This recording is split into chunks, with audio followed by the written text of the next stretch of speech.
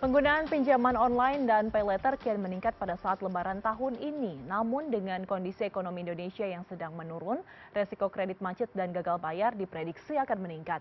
Dengan resiko gagal bayar ini, masyarakat harus lebih berhati-hati ketika memutuskan untuk meminjam uang di layanan pinjol. Kita akan bahas kondisi ini bersama Prita Gozi, perencana keuangan. Selamat malam, Assalamualaikum Mbak Prita, terima kasih atas waktunya. Waalaikumsalam, selamat malam Mbak Ayu. Oke, Mbak Prita, kita kan mengetahui ya kalau misalkan Lebaran ini adalah momen di mana masyarakat mengeluarkan uang lebih banyak daripada bulan-bulan biasanya begitu.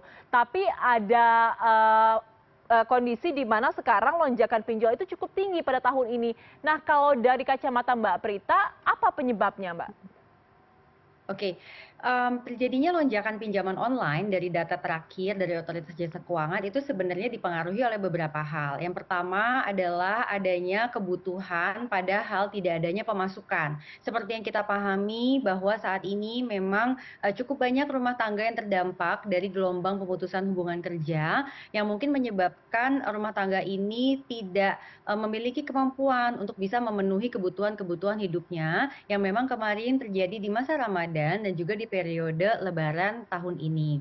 Yang kedua, bisa disebabkan juga oleh terjadinya, kebutuhan atau keinginan sih lebih tepatnya ya, pada gaya hidup yang Hmm. memang sangat erat kaitannya dengan festif di momen Lebaran dan juga Ramadan. Apa saja itu? Banyak, misalnya seperti, kebutuhan untuk mudik, kemudian memberikan, kepada keluarga THR dan sebagainya, yang mungkin tidak diikuti dengan kemampuan finansial. Dan yang ketiga, ini juga terjadi Mbak, biasanya pinjaman online-nya tuh naik karena sebelumnya ada pay later. Jadi karena adanya pembayaran tunda, kemudian pembayaran tunda ini kan memang tidak bisa dimundurin lagi ya. Jadi akhirnya mencari jalan keluar yang lebih singkat, yaitu mengambil pinjaman online untuk membayarkan pay later. Jadi kira-kira ini nih 3 hal Oke. yang mungkin saja sedang dialami oleh rumah tangga.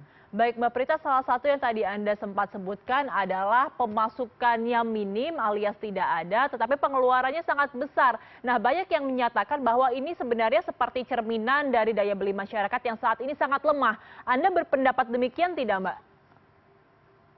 Saya tidak punya datanya Hmm, untuk, apa namanya, daya beli masyarakat ini lemah atau tidak. Karena kalau yang kita baca-baca ini lebih mengacu kepada, apa namanya, penjualan di, tempat-tempat pusat perbelanjaan fisik ya. Tetapi saya nggak punya data di e-commerce. Jadi kalau oke. dibilang apakah daya belinya menurun atau tidak, saya nggak tahu gitu ya, apa benar seperti itu atau tidak. Tapi bahwasanya ternyata, tren tahun ini itu banyak yang lebih, menabung daripada berbelanja itu ternyata memang sudah ada surveinya dan itu seperti itu kondisinya Hmm, gitu. hmm. Oke Mbak Prita, tapi dengan data-data yang Anda miliki dan juga dengan pengamatan Anda di lapangan mengenai situasi ekonomi di Indonesia saat ini, resiko gagal bayarnya ini akan tinggi tidak sih dengan kondisi seperti sekarang? Baik, kalau memang pinjaman online yang diambil itu atas dasar konsumerisme yang tidak Hmm, diikuti oleh kemampuan finansial, ya tentu saja risiko gagal bayarnya akan menjadi tinggi. oke. Kenapa sampai bisa masuk ke dalam gagal bayar? Karena dia tidak memiliki pemasukan untuk bisa membayarnya. Yang kedua, bisa jadi juga tidak ada aset yang bisa dijual untuk menutup utang tersebut. Dan kalau dua kondisi ini yang terjadi, maka risiko gagal bayar itu sudah di depan mata. Oke. Nah, dengan resiko gagal bayar yang diprediksi tinggi dan Anda juga tadi sempat menyebut banyak pemutusan hubungan kerja yang terjadi sebelum Lebaran begitu. Lalu apakah ada Mbak solusinya sebagai perencana keuangan untuk masyarakat yang sebenarnya ini sudah terlanjur mengajukan pinjol untuk Lebaran tahun ini supaya bisa terhindar dari gagal bayar? Baik, jadi kita lihat satu-satu. Nomor satu yang kita perlu lakukan adalah membuat budgeting ulang. Jadi Oke. kita melihat catatan keuangannya, kemudian kita pilah-pilah. Ini mana sih yang merupakan kewajiban, mana yang merupakan kebutuhan, dan mana-mana yang merupakan keinginan. Keinginan ini harus kita tunda dulu nih, sampai dengan kewajibannya ini bisa terselesaikan. Itu nomor satu. Nomor dua, kalau memang sumbernya masalah adalah tidak adanya pemasukan, ya memang rumah tangga ini harus mencari pemasukan. Gimana caranya? Yaitu tiap rumah tangga yang tahu bagaimana Hmm. caranya. Nah, Berapapun angkanya, meskipun misalnya, masih nggak tutup nih, misalnya pengeluarannya 100 tapi pemasukannya 75, kan masih lebih mending Mbak, daripada Oke. masih nol. Jadi kalau saran saya, kalau memang rumah tangga Anda udah benar-benar butuh sekali, ya sudah, apapun sumber penghasilan, meskipun itu masih minus, kerjakan saja. Nah yang Hmm. ketiga, ini kadang-kadang kita mesti ngurut juga, dia masih punya harta atau tidak. Biasanya ada nih rumah tangga yang masih punya harta, berupa apa? Satu, rumah tinggal, tidak mau dijual. Terus yang kedua, mungkin masih punya kendaraan, merasa masih butuh. Lalu yang ketiga, mungkin ada perhiasan dan sebagainya. Aduh sayang. Nah, sebetulnya kalau dengan kondisi bahwa kita memiliki tunggakan pinjaman online dan berpotensi gagal bayar, ini tuh harus diselesaikan terlebih dahulu, Mbak, gitu. Oke. Dengan cara melikuidasi, menjual, sehingga kita memiliki cash untuk membayarnya. Harus ada pemasukan intinya ya Mbak Prita ya. Oke, Betul, tapi betul. untuk membicarakan mengenai pinjaman online yang resmi ya yang terdaftar di OJK, ada atau tidak sih Mbak hitung-hitungan khusus yang bisa menjadi patokan saat seseorang dalam tanda kutip bisa aman mengajukan pinjaman online? Baik, jadi kalau di perencanaan keuangan, kami biasanya menggunakan angka patokan hanya 5% Oke. dari pemasukan bulanannya Mhm. yang diperbolehkan untuk mengambil pinjaman online. Jadi maksudnya gini, kalau Anda mengambil pinjaman online, lalu cicilannya per bulan adalah misalnya Rp500.000. Oh, berarti gaji Anda tuh per bulannya itu sebaiknya sekitar 10 juta gitu. Karena kan Oke. 10%-nya 1 juta, kita cuma ambil setengahnya. Hmm. Artinya kalau penghasilan Anda saat ini Rp5 juta per bulan, Anda mengambil pinjaman online dengan cicilan sampai 1 juta atau bahkan lebih, itu sudah di luar dari kemampuan finansial Anda.